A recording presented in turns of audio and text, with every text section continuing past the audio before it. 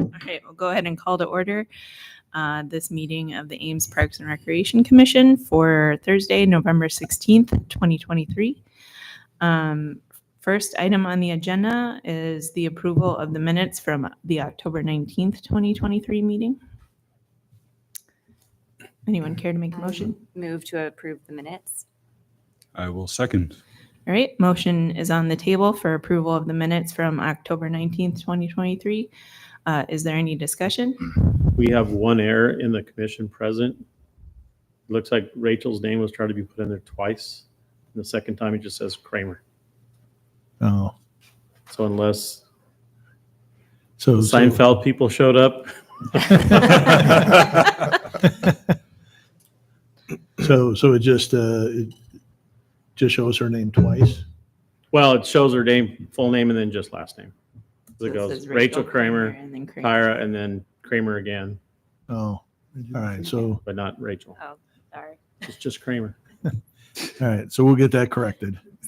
Okay. Do we need to So make so a so new approve motion? approve it with that correction. Approve with Okay. correction.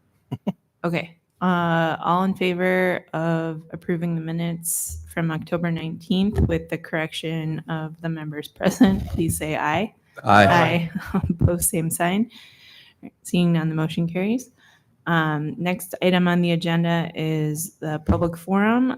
This is for items not on the agenda.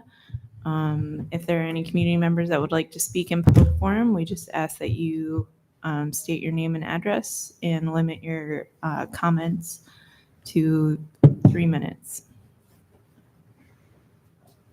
Okay, seeing no one for public forum, I'll go ahead and close public forum.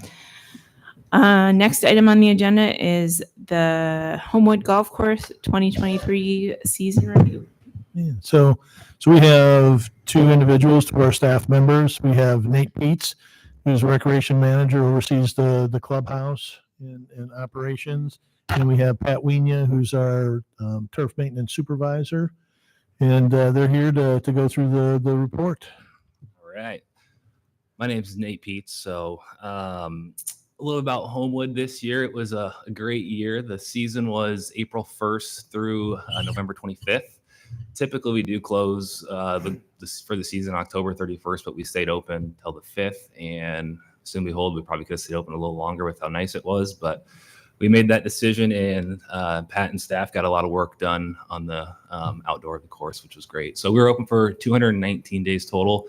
And then 4 days were fully affected by weather, so we closed down for 4 days. Other days, we probably did maybe open late, close early, or delay because of frost.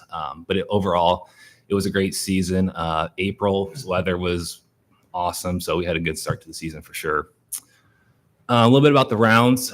This year, we had just over 23,000 rounds, which is about a 20% increase from 22, and that is well above our 5-year average. So the course definitely saw lots of play throughout the whole year.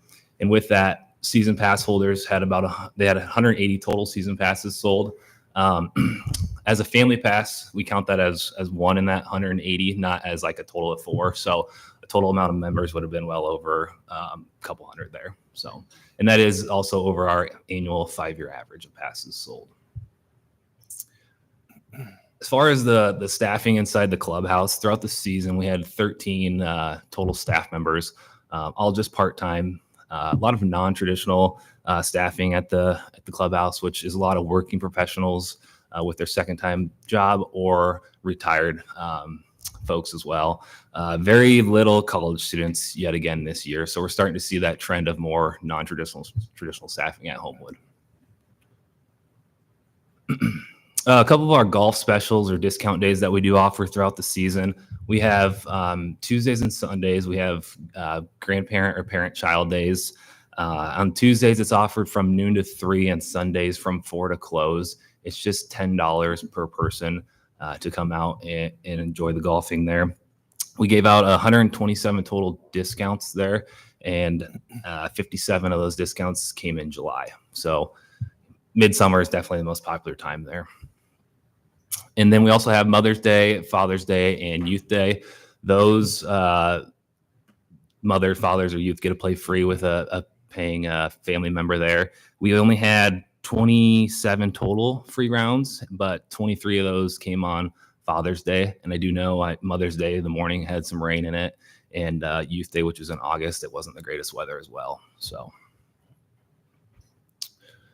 golf leagues at Homewood. As you can tell, we do run a variety of different golf leagues. Homewood staff, we run the men's league, the couples league, and then the youth league. We also host a city golf league, ISU ladies league on Tuesday morning, and a Homewood ladies league on Thursday morning. Those three leagues, they have their own members that run the leagues themselves, but we do reserve tee times and organize things with them throughout the season.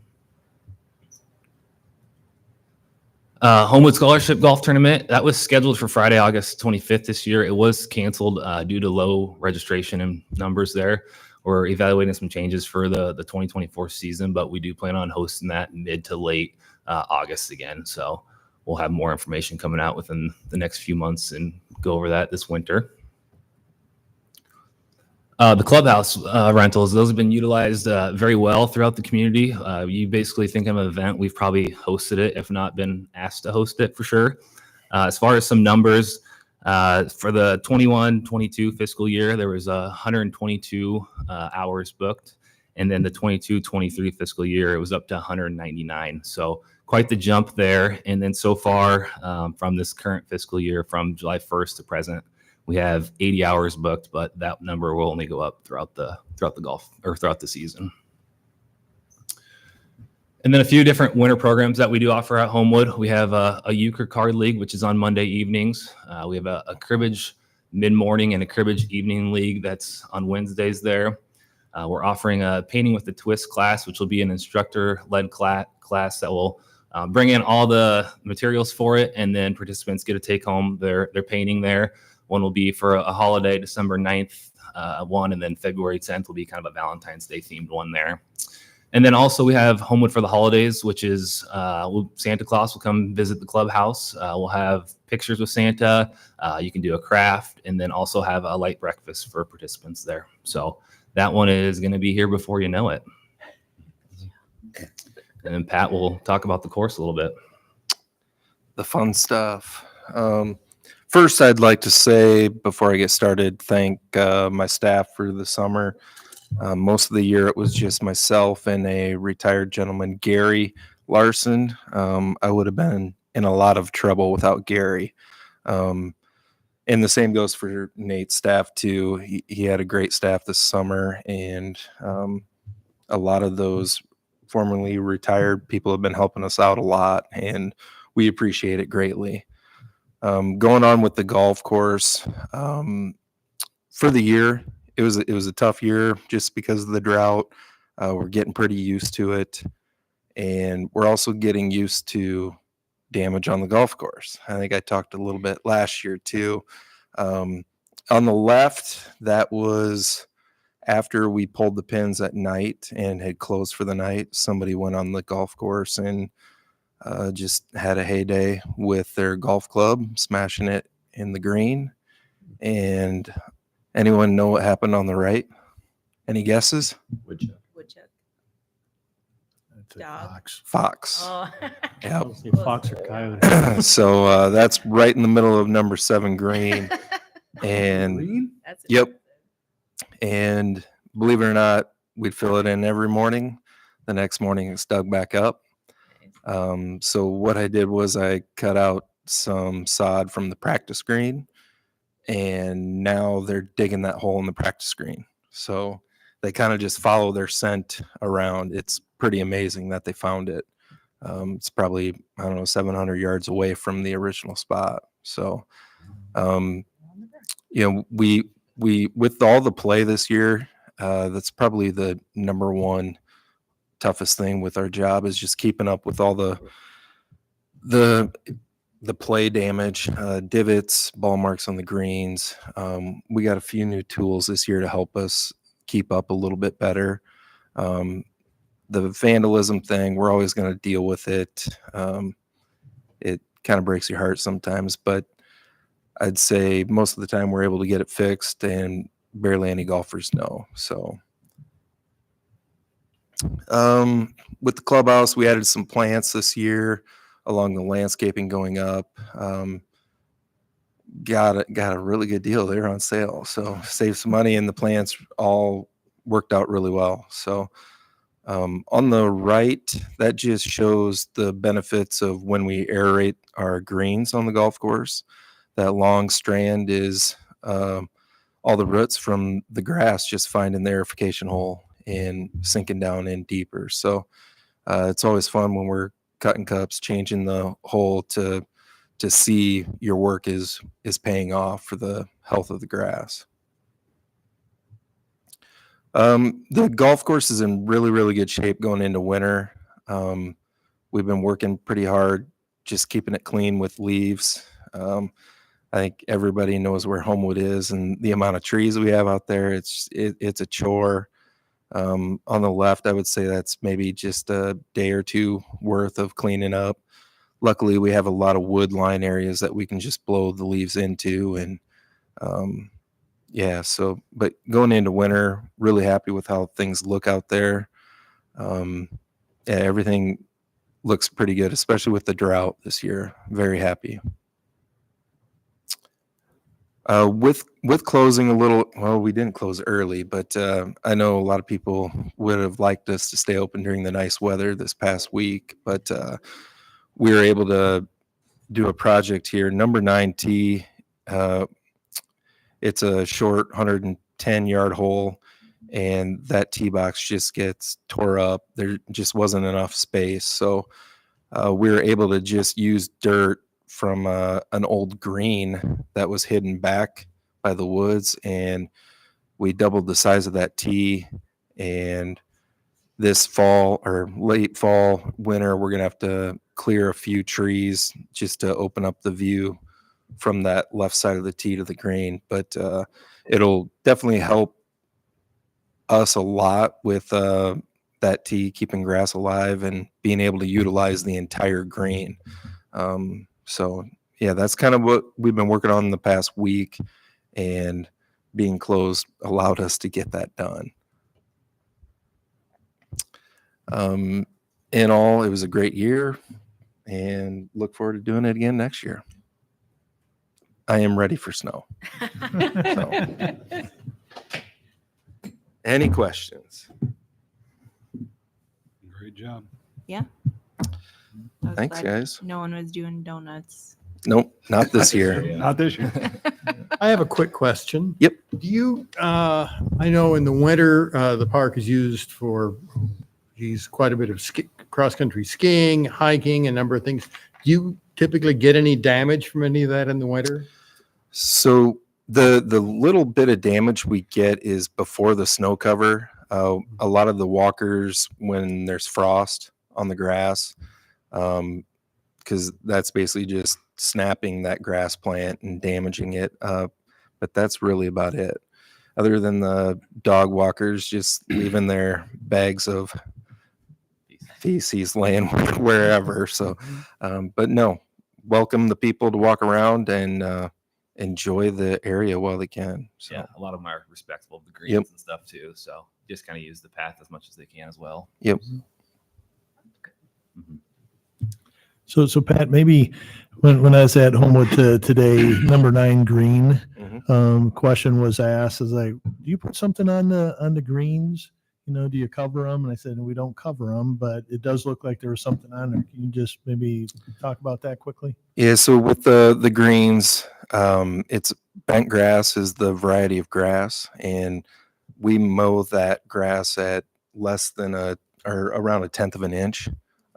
So going into the winter, we spray fungicides for snow mold.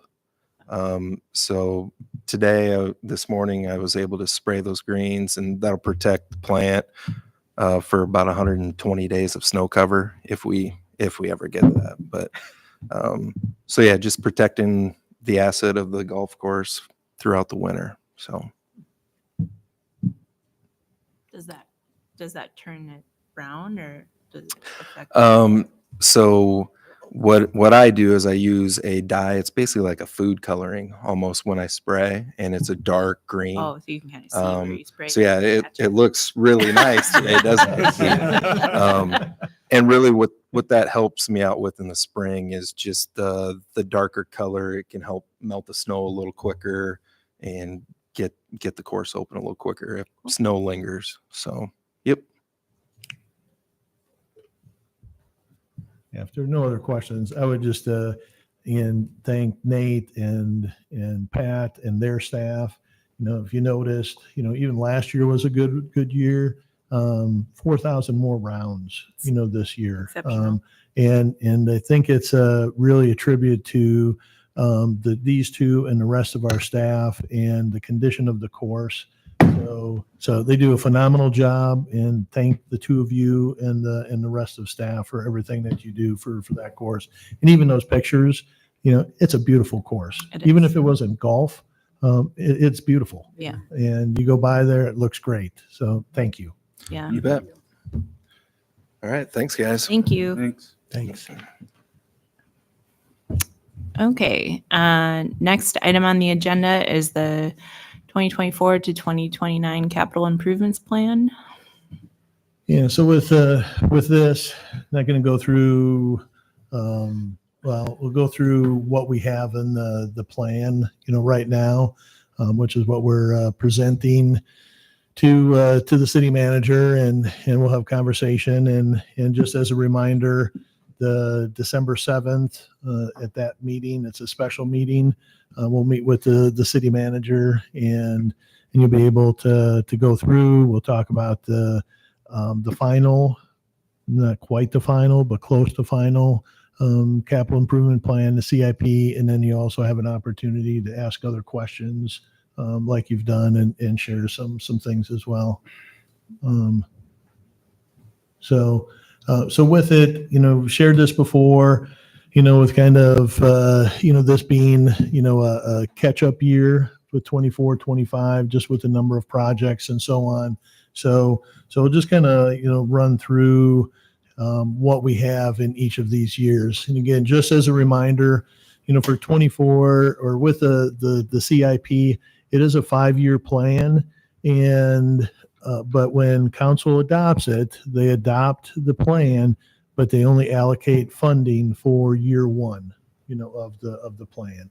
And then years 2 through 5 are in there as far as in concept. So for right now, for 24, 25, obviously we have the Fitch Family Indoor Aquatic Center with the Daly Park splash pad. This is a priority for city council, to have the splash pad. I know there were some comments from the commission at our last meeting, about usage and cost and so on. We will be taking, we were hoping to take something to council, just this past Tuesday, but that didn't happen. So we'll be looking at the 28th for the Daly Park splash pad. And again, council could say that when we present all the information to them, they could say, let's not do a recirculation system. Let's go to a pass-through, save on the capital cost, and be willing to pay more for the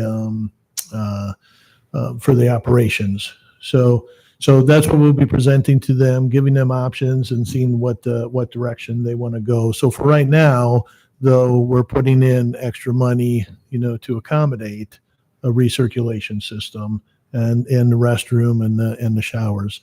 So the community center, this refinish the gym floor, and every other year we do just kind of a light sand with the finish. What this is actually sanding the floor and doing some repairs.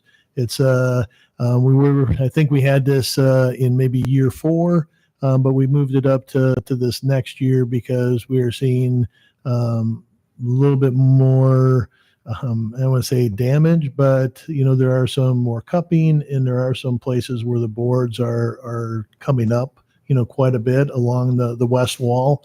So that's why we moved it up. We've got to get it done. So there will be some repair, and then they'll sand down the whole floor, get rid of some of that cupping because it's tongue and groove. And so what happens when the tongue and groove gets together, you get a little bit of that. So you sand it down, but we got to be very careful because, it's only, 3/4 of an inch, that tongue or where that groove is, might only be 1/8 of an inch. So it's just a little bit of a sand. So we have not had to do that at all, since this place opened in 1990, 91. So we've gone 30 years without having to do this. And again, it's a testament to our staff and what we have done and everything with it. So consolidating the maintenance facilities, we did add some extra money in for that as well, because we didn't think we would have enough. Replacing the path around the South Lake, that's GeoBond, so that's not local option sales tax. Playground equipment, we delayed a lot of the equipment. Patio Homes West needs to be replaced, so we left that there. The ADA improvements, we've had $100,000 in each of the years, so we left that there. Ice arena replacing the water heaters, but again, that money comes from the capital reserve fund from the ice arena. So that's what we have for 24, 25, and then for the rest of the years, again, just all of this stuff would have moved up to a year, but we kept it in year 2, 3, 4, and 5. So did do a little jostling around of some of these projects. Because one of the things that makes it difficult, so these aren't the exact numbers, but I'll just give you an example. So in 24, 25, let's say we had $1 million of local option sales tax. And that was all of these projects. Well, we delay them to 25, 26, and in that year, we only had $900,000 of local option sales tax.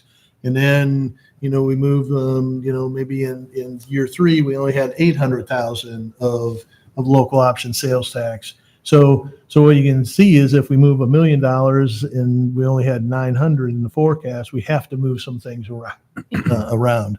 So that's why there are some things we try to keep, the higher priorities in there, and then move some other things around. So you've seen all of these, projects, before. We did, move up the gutters at McCarthy Lee Park, added some money to the sound system. The Homewood Golf Course, replacing that bridge is still there. The North Lake, and then, we do have some playground equipment, there as well. And then for 26, 27, you can see add parking near the soccer fields, playground equipment. With the ice arena, and you saw this and Joshua can give a little bit more of an overview when we get to the monthly report. With the compressor, we usually do a top end overhaul, and he'll explain all of that. We had a top end overhaul for the second compressor in for this year. We're actually changing it to a complete overhaul. So that goes from 20,000 to, we put 100,000 in, for that. So, but Josh will explain more of that. And then the one thing with the bridge over Iowa Creek in Moore Memorial Park, what we did there is we have 300,000 in for the bridge, the installation, and so on. But what we have done is we're saying what we added to this one is $150,000 of a REAP grant. So we have a number of our bridges in the park system have been funded partially by REAP grants. So we think this is a good one. Again, REAP stands for Resource Enhancement and Protection.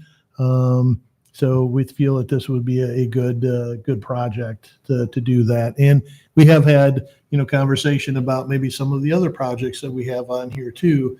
Again, could it be a REAP grant? You asked this question last time, Jeff. We have some money in here for the kayak and canoe launches in North River Valley and along South 16th Street. DNR has some grant funding. So that's what we have for 26, 27, 27, 28. We did, move these up. They would have been to 28, 29. We kept them in 27, 28. And then you'll see some of the other things. And then in 28, 29, right now we have, River Valley Park to renovate the restroom, light fixtures, playground equipment. And then what we have added in is the Miracle Park surfacing. So, it's a rubber surface. It's got a lifespan of about 8 to 10 years. So in 28, 29, it'll be about 8 years that park will have been open. Now, if you remember, we didn't designate, and this isn't doing all of the surfacing, because remember what we did is we have Swing Alley is kind of its own little area, and then Spinner Squall and Mushroom Cove and Sliders Canyon. And one of the reasons that we did that is so what we can do is we can get on an alternating schedule. So we can go in and just replace maybe one section and then do another section and kind of get into that. So that's what we're trying to do with it. And then we don't have to try to come up with, say, $400,000 or $200,000 or whatever it might be. We can divvy it up a little bit and spread it out over multiple years. So this would be just replacing one section, of that. So it's kind of a rundown of what we're proposing and, comments from the commission. Yay, nay. Looks like a good plan. Yeah. And it's going to be interesting. The three of us have had this, conversation because just even use the Miracle Park with the surfacing. And then, we have parking lots, we have, other things where you're going to, I think over time, the commission is going to see, unless there's a huge influx of extra money, that you're going to see less and less of those new things and more of the maintenance, because those are things that we're going to have to do. And it might be just a few years, but, with all of our community parks, we're going to have to replace parking. And that's going to be a big chunk of money when we do that. We might have to do it like Brookside. Just think of all the parking in the drive there. We may have to do it in a couple or 3 year, phases or something along those lines. You just have to see. But so we appreciate the comment, Jeremy. I got your back.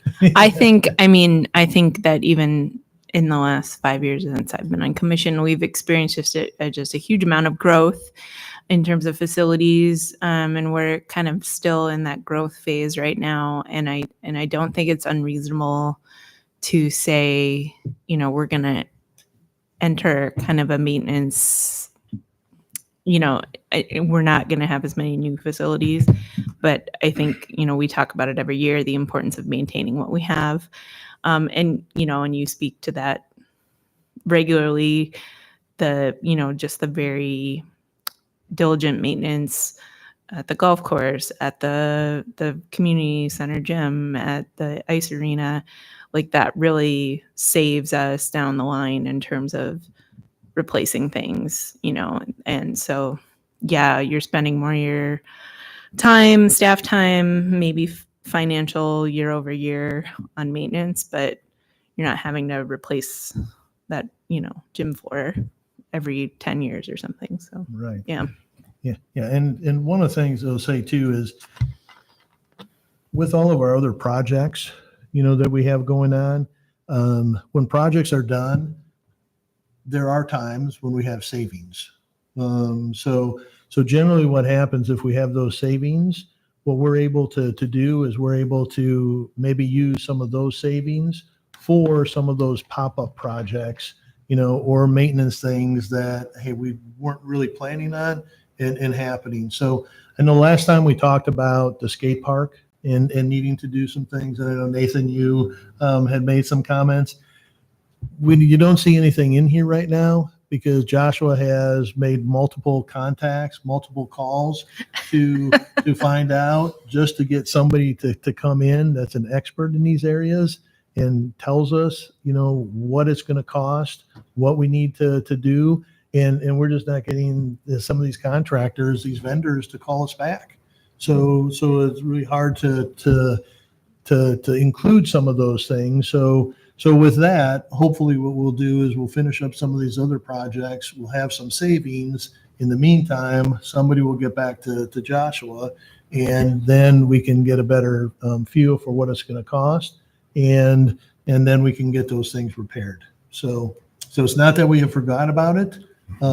We just need to get some information, because what was it the last time when we did those repairs? Ended up being 150,000, but we added some amenities to it, or some features to Yeah, it. So yeah. I think it ballooned to 150. We had 100,000, and then they came back at 150, Yeah. and we just added some money. But again, that was, working with the skaters and, Yeah. and saying, Yeah. hey, what do you like? What don't you like? And, what's missing. So this time it would be more of just, let's get the pock marks filled, get some Repair, of the cracking, get refresh. some of the edging, do that. So we're hoping it doesn't come in at 150,000. I mean, we ran into it last year with the pickleball and the tennis court resurfacing. It was really difficult to find a contractor, because I think that first bid came back with no bids, and, and it's, Yeah. I mean, it continues to be a challenge. So, yeah, I'm sure it's frustrating for staff. So, Yeah. So, all right. Any other questions, comments? Nope. All right. Thank you for that. okay. Next item on the agenda is project updates. Yeah, so just a few things that have been happening. So one of the things with the Fitch Family Indoor Aquatic Center, with it, so we were hoping to take the plans and specs to City Council on Tuesday, and because of some things that have happened, with it, so we did wind up having the geothermal. We did geothermal well. I think I shared that information, with the commission, and with that test bore or test well that we wanted to do, they just could not get it to do what they wanted to, and we asked them, it's like, well, what's your recommendation? And they said, we can't do it. If you understand, so they were trying they went down to 19 feet and then tried to level out, and they could not get it to level out. It just kept going deeper. And then the second part of it is they wanted to be right here when they got to 19 feet, and they were 30 feet off. So as they were drilling, that was doing one of these things. And with all the tests or the wells that we needed, they all needed to be parallel to one another at 10 feet apart. And they said, there's no way that we're going to be able to do that. So we had to shift gears, and KCL Engineering, who's designing the mechanical system. So we did some different things, reduce the size of the chiller, because we aren't going to be sending any heat to the ground, added some condensers. So with all this stuff, we just needed some extra time, to get these, because we didn't want to put out a set of plans that were incomplete, or, show one thing and then all of a sudden we have to add or send out an addendum with a bunch of stuff, because that's one thing that Story Construction, as our construction manager has shared with us, is you want to have those plans as complete as possible. Because if you have two projects, if a contractor is looking at two projects, and one is a pretty complete set with very few addendum items to it, and then you have another project with a lot of addendums where they have to spend a lot of time going through those addendums and trying to figure out what's in, what's out, what's changed and everything, they'll just say, forget it, and they'll go to the project that's easier to bid. So that's one thing that happened. We did get a cost estimate. So the latest cost estimate, again, we have $20.5 million for construction, right? So their cost estimate came in at 20.3 million. So 200,000 less. That's again for the base bid. Now, If you remember with the ad alternate, initially the cost estimate was 3 million. It went down to 2.3, went down to 1.8. This latest estimate, they have the ad alternate as 1.4. Wow. Being able to add it. So when you put those two together, we're at about 21.7. And if bids come in at that, we will have enough funding to be able to do the base bid and the ad alternate. Nice. So, and I should mention too, is when we had Stecker Harmson, who's an estimating company. They did their estimate. And then Story Construction, who's their construction manager, they did an estimate. So, and they do two different methods. So Stecker Harmson, what they do is they have a big book of projects, and things. So they look at that and, hey, this is what cost for steel is per ton, cost for whatever it is. And then Story, the method they use is they go out and they actually ask a lot of contractors. They'll give them the set of plans and say, all right, now give us a cost. So two different methods, they came in and almost identical. The ad alternate was within thousands of dollars. Yeah, right. And the base bid was really close. So we're feeling pretty good. They have also said, Story Construction has said that on some things, costs are starting to come back down. They're starting to settle out a little bit. They're not seeing those huge increases and things. And they have been to some conferences, an AI conference, and a lot of people have been asking about the project. So just as a reminder, what we'll be doing is it's not just one bid that goes out for a general contractor. We'll be doing 16 bid packages. Then one will be for grading, one will be for structure, one will be for flooring, one will be for painting and drywall and all those types of things. So the city will actually hold 16 different contracts with the different contractors, and then they'll have some subs as well. So that's where we're at. Again, thank, Joshua and Courtney and the rest of our staff that have gone through all those plans. And it's, the thing, I think the plan document was 145 pages long, just with the plans, so looking through them. So a lot of work, a lot of, emails going back and forth, a lot of questions, a lot of answers, a lot of discussion. So we're feeling good. We'll take that to City Council on the 28th and get the bids out on the 29th. And then we'll get the bids due on January 11th, I think, 11th or 12th, one of those two dates. I think it's the 11th. And then hopefully we can award contracts at that last meeting in January. So construction right now is hoping to get started in mid-March Wow. is what the construction schedule is. So any questions on Fitch Family Indoor Aquatic Center? I had one person ask me how many laps around is it going to be for a mile on the indoor track if we build the indoor track? And we had talked at one time it was going to be anywhere from 10 to 30.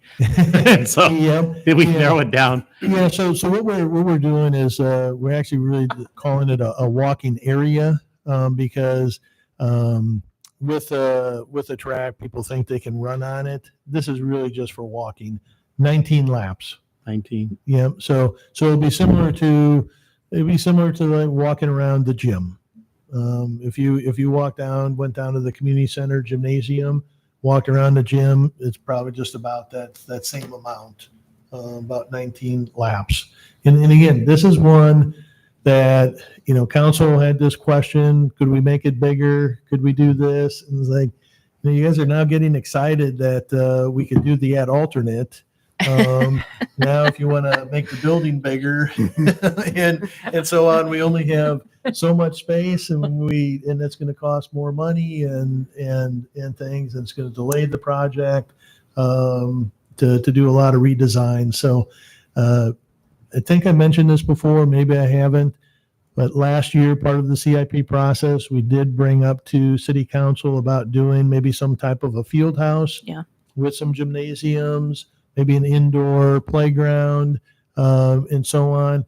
And we said, really, if you want a larger track where people could walk and run on it, that will be the facility to do it. And that's why the multipurpose space and the walking area in this building is designed so we could reconfigure that space in the future. If we get a field house, we have a larger track, running, walking type of thing, then maybe we reconfigure the space and we get 3 or 4 multi-purpose rooms instead of just 2. So that's something that we'd be able to do as well. But 19 laps answer. Yep.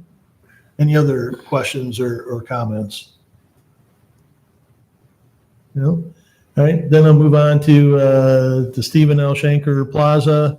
As you maybe looked out the window when you got here or walked by it, we're getting ready to pour. They've got some piping, they've got a few things. Hopefully we can get that pour done next week. There are some things we're working through with the aquatic portion, but hopefully they can get all those pipes laid and we can get some concrete poured yet this fall. And so that's about where we're at with that update.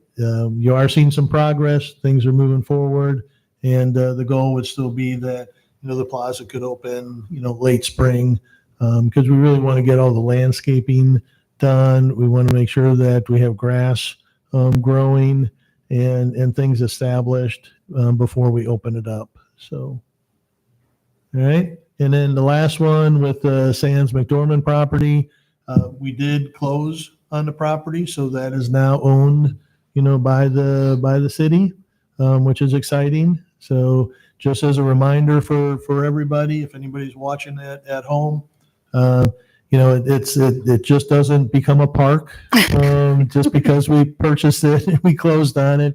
We own it.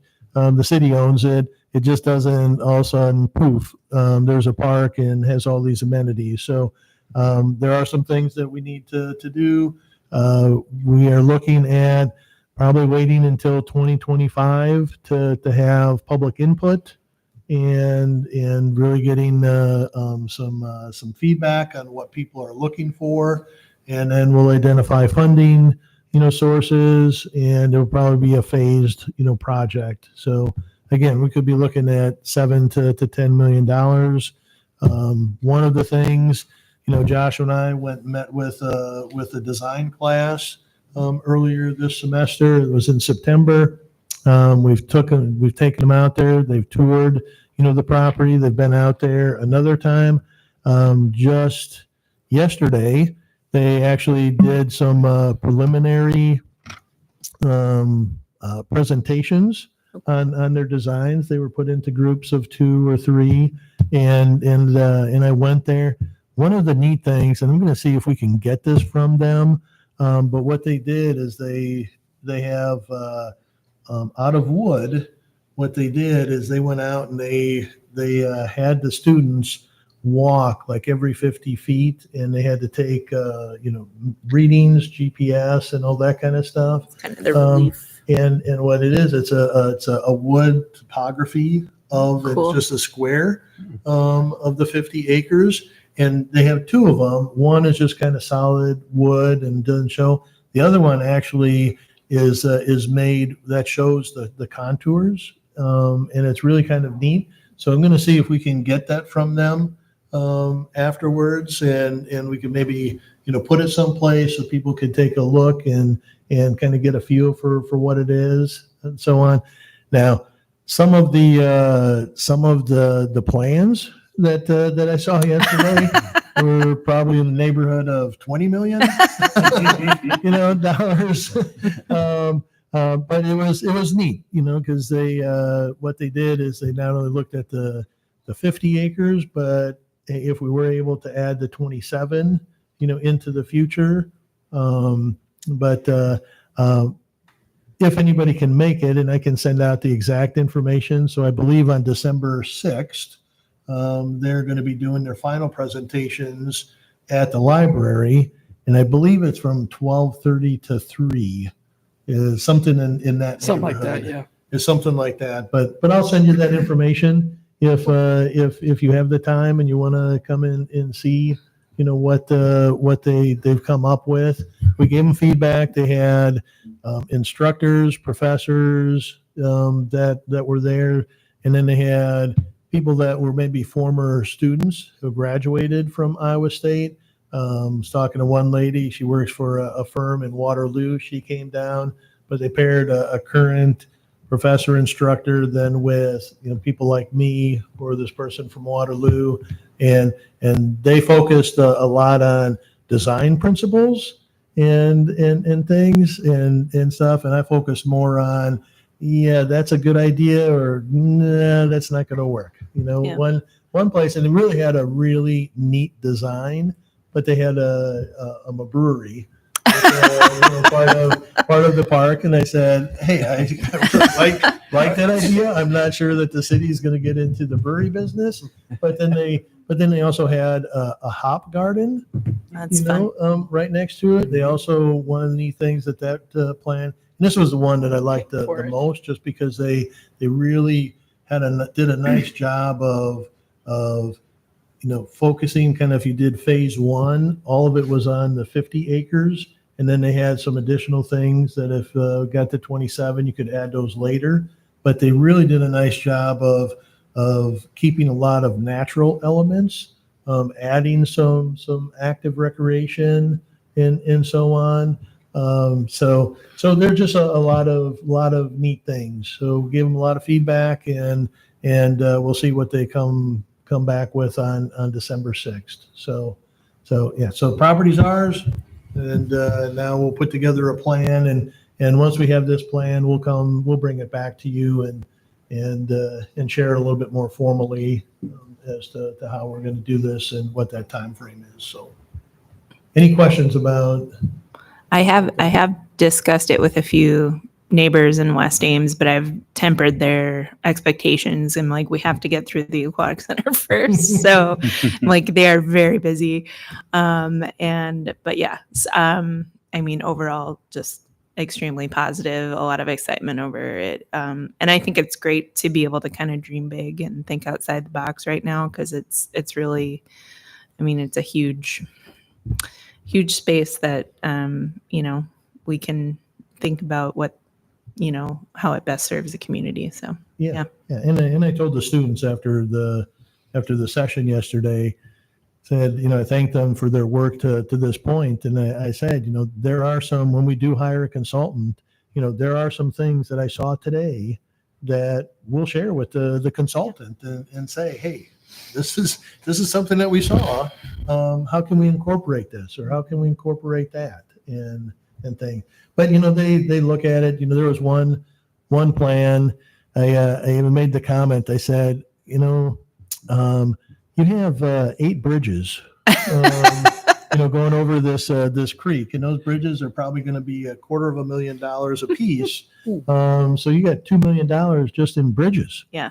And and some of them had, I bet one probably had 5 miles of paved trails. Wow. Through there, and one had probably, I bet it was between 2 and 3 miles of roads.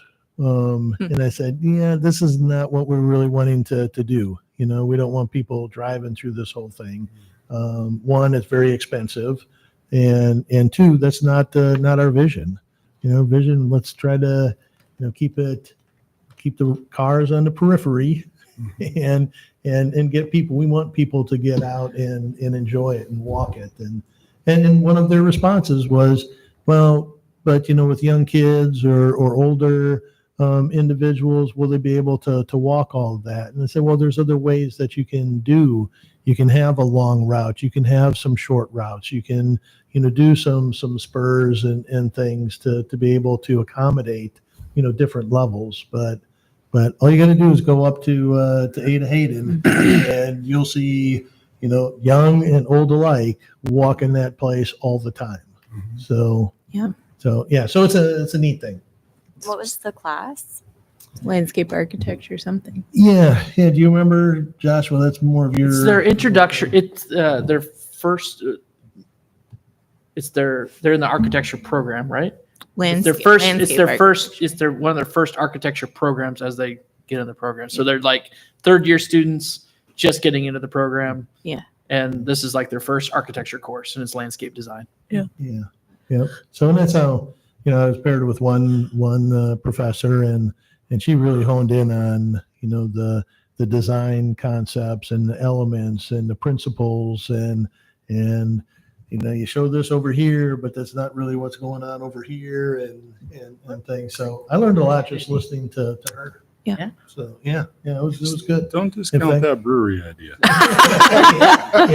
Yeah. In fact, I was thinking afterwards that I think when we get to this point and we hire a consultant, I think I'd like to have this professor, come and talk to staff and give us, some ideas. And as we're working with the consultant, what are some things that we should be thinking about so we can help direct what the consultants do and what our final project is, because she had a lot of really good things, a lot of good ideas. So Keith, the road from about probably Kentucky west is kind of rough. Is that going to be part of public works or roads or on not part of- Ontario? You mean Ontario? Yeah, that would be public works. Okay, so that's not going to come out of your CIP, but it's going to be No. a joint effort. All right. No. Because I know we have this big ride right there. Yep. And if you're going to have people using that and walking across the street, where it's a raceway out there right now. So Right. Yeah, and we may, we haven't talked to Cyride about, but there could be a stop on the other side too. Yeah. On the park side, and that would be our a preference, is to be able to do that because Well, and you have the right of way, so like you could do a cutout or another turnaround or whatever because you have the space, so it could be off the road, Yep. So Yep. No. Very good. awesome. All right, thank you. All right. Any other questions for Keith on the projects? Next item on the agenda is a monthly report. I don't have much. Josh has all the exciting things. Everything's pretty straightforward. A lot of recreation programs still going on. Obviously, we've been transferring everything from outdoors to indoors, and staff's doing a great job. And numbers, things like swim lessons at Fork Rick continually to increase. Same things with fitness programs and activities at the ice arena, and what you heard about Homewood. So everybody's doing a great job. Definite good job, staff, and we'll keep rolling. Yeah, I've realized after looking at this report, maybe we need to do a better job of dispersing some of this information throughout the year versus just doing it all in 1 month, because it's the longest project report update I think I've ever done for a Parks and Recreation Commission. But you can see in there that we finished up a shelter at Country Gables Park. It was based off feedback that we received from the neighborhood in regards to safety concerns. So we did some maintenance and upkeep and really spruced that shelter up. We're going to be adding a playground early next spring to a couple parks and also Country Gables Park. But the big thing that Keith was alluding to earlier was ever since we finished the completion of the sand releveling at the ice arena, during that entire time we shut down the compressors. That is, in the 20 years that we have had the facility open, we have never done that. And with equipment and time, ever since I don't know, I can't pinpoint a certain problem of why it did that, but ever since then we've had major issues with having issues with freezing and cooling the ice, unfortunately. And so we had a compressor overhaul scheduled for the shutdown, which we did in June. Well, for some reason, Johnson Controls were not able to get to it during the shutdown, so they started tearing into it here probably 2 or 3 weeks ago. It was at the end of October. And they determined that these compressors look like big, like V8 engines, basically. And the tolerances for all the equipment in there, like your pistons and your valves and all that, the tolerances were out of we're gone. They're too far gone, so they have to replace. They came back to us, said you need to replace every component within this compressor, or they basically came back with two options. We can see if we can get a brand new replacement motor, or just do a complete overhaul. Unfortunately, Vilter, who is the manufacturer, does not make a replacement compressor. We would have to upgrade, which would cost probably hundreds of, a couple $100,000 probably. But they came back and said, well, we can, replace all these parts for you and hopefully get another 20 years out of it. So, unfortunately we have to spend the money. Unfortunately that we've, had to deal with this, but it's, we don't have to spend, let's just say it could be a lot worse in regards to costs. And then another thing that we have been, Maybe just Joshua real quick. So just on the compressor side, so we have two compressors, so there is some redundancy, and one works, the other one takes a break, and then they kind of flip flop. So we took this to council on Tuesday night, and they did approve waiving our purchasing policies and getting this work done. And what we told them was the reason that we want you to do this is that with one compressor down, if the other compressor goes, we can't make ice. Right. And we'd be in a world of hurt if we didn't do that. So they did approve, to move forward with this, and then with what Josh. So with the other compressor that is operating, it's not cooling. One thing we noticed, it's not cooling to its certain set points. So it may cool down to a certain point. Maybe it's a couple of degrees warmer than what it's supposed to get down to, and then shutting off, and then it may be off for 10 minutes and start back up. So it's just very, very inconsistent. And what Johnson Controls came back with said that the controllers, that basically the brains for that compressor, are shot. And so they came back with another quote of $74,000 to replace those controllers. Now, we could have just replaced one of the controllers because one of them is bad. But they said, no, one controller is bad. The other one is not far behind. So the thing is it's not like they go down the street and pick these up off the shelf. They're like, I found out that there's 2 months lead time on these controllers. And even the overhaul is going to be a few weeks. It's probably hopefully less than a month before it's done. But it's just, this stuff takes a long time, and good thing we're staying on top of it. I just really appreciate council for agreeing and allowing us to get this done quickly, because there's a lot of we hear of a lot of other horror stories of ice rinks that aren't as fortunate as us, and they eventually have to shut down. So Yeah. So very grateful that we're able to do that. So any questions, concerns? One time the elevator control board in Gilman Hall died, and the company who made the parts was destroyed in the Japanese tsunami.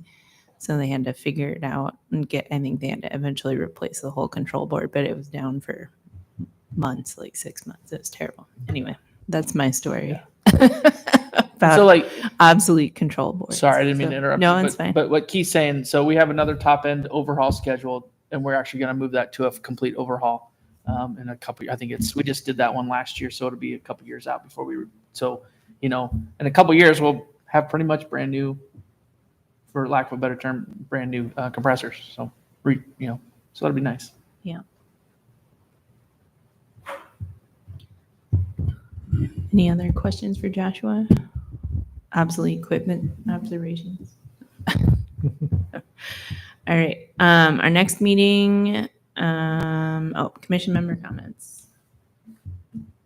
I have a question about what's happening with the pipes in like Car Park and like North River Valley Park. Oh, so the water plant is installing 3 new water wells because of some regulations and some PFAS that has come about. They're getting to the point where they're shutting down some wells. This has been planned for a long, long time to supplement the current water system, but they're adding 3 new wells in East River Valley Park, and then adding all the pipe that's going back to the water plant, and fiber so they can control it, and electrical lines. Okay, I knew it wasn't parks, but I was like, wow, this is a lot. Are the electrical lines to those water wells going to be above ground? They are underground. Underground? You Yep, said? underground. Oh, good. Yep. Okay. I walk that area quite a bit, and a lot of people do. And I hope that the trails can be, they are somewhat set up to go by, but maybe not too close to those water wells because they're kind of So- a neat fixture. So the trails will be there because the water department will need access to those wells. So everything along the high line transmission lines that run north south, that's going to go back to grass or some type of a more of a native vegetation. They do fence around those wells, so you're not gonna be able to get up and close, but you'll see them. But there'll be a rock path to get back to those certain areas. So. Okay, quite a few trees were taken out in some areas, although most of that was much of that was garbage trees. I'm hoping some of that can be replanted because I think it's wider than necessary for roads. I don't know. I was just Correct. Well, so one of the things that happened was that the pipe has to be a certain depth. So they dig the depth, and it has to have spoils. They have to have a place to put the spoils. Also, there's like I said, the electrical line and also a fiber line that's going to be installed there. Yes, some of the trees are non-desirable, things that we would not plant in the landscaping. But the thing is, I want people to understand is that a lot of those larger trees, at some point, we're going to impact those high line transmission lines, and they were going to have to be removed anyway. However, I have talked to the water plant, and they are going to. We are working on plans to get a large number of trees, probably not planted in that exact area, but around the park system somewhere to kind of help replace those trees. Thank you. Yep. I think even just like, to your point, sorry to interrupt you. Just a native planting kind of in that highline area, I think, because it is a little bit brambly now. So kind of doing a walkthrough with the Gabby or the, just to see what kind of plantings could be restored along that area. Just to kind of create a little bit more of a natural buffer between the, cornfield. Yeah, that'll be restored. Yeah. That would be restored. However, like Rob was saying, a lot of that tree, there's a ton of honeysuckle that was removed, a ton of buckthorn that was removed. So a lot of invasive stuff, and actually it's going to really help out our end. So we didn't have to take care of it, which is nice. So if you'd like, what we can do when Joshua gets a plan, put together with water, we can always bring it back and just to share it with you. Yeah, kind of get some aerial maps. I just had what's a spoil? Spoil. So when they dig, they dig a hole. What do they do with the dirt? They got to pile the dirt somewhere so they can put the pipe in the ground, and then they'll take the spoils and put it back. Sorry, Yeah. I was unfamiliar. So, sorry. I was like, I don't know. What That's a you meant good by question. that. That's good. Sometimes we get into this The lingo. these conversations. Nomenclature. We have this. Words and We I have was these like, I don't know conversations. what that means. We have these conversations with engineers all the time. We're like, you got to make it. Yeah. So we're Parks and Recreation folks. Yeah. I'm a big picture guy, so you probably knew that, but Well, cool. Well, thanks. Yeah, we were out in Car Park this weekend, and we usually walk that Highline path, but could not. So I was curious what was going on. So, any other comments? All right. Our next meeting will be our annual workshop, Thursday, December 7th at 4 p.m. at Homewood Clubhouse. And we will not have a December 21st regular meeting. And our next regular meeting will be January 18th, 2024. All right. I would take a motion to adjourn. All motion to adjourn. All right. Meeting. I'll second that. Okay. I don't know if I need a second. Not need a second.